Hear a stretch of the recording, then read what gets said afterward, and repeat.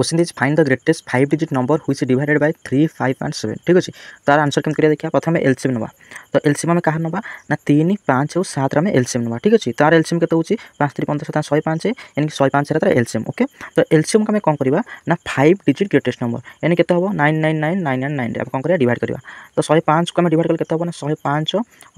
अष्टान्तन 105 नुआ देखिया करिया तो 9 5 केते होची ना 45 तो 9 10 90 4 94 यानी कि 945 है तो 5 4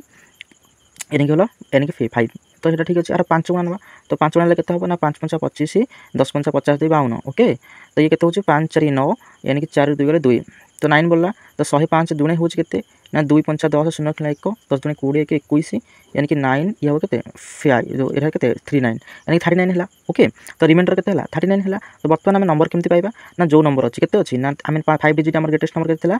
ना ये तो आम कार्ड कौन करवा ना रिमाइंडर को फेड़ीदबा तो जहाँ भी रिजल्ट आसो सी हम 5 डिजिट ग्रेटेस्ट नंबर जोटा कि 3 5 7 कौन हम डिवाइड हम तो 9 9 0 3 6 9 यानी कि 99960 हम ये कौन correct answer Tej option number A हम करेक्ट आंसर जब भिडियो भल लगे तेज लाइक कमेंट शेयर सब्सक्राइब कर भूलें थैंक यू।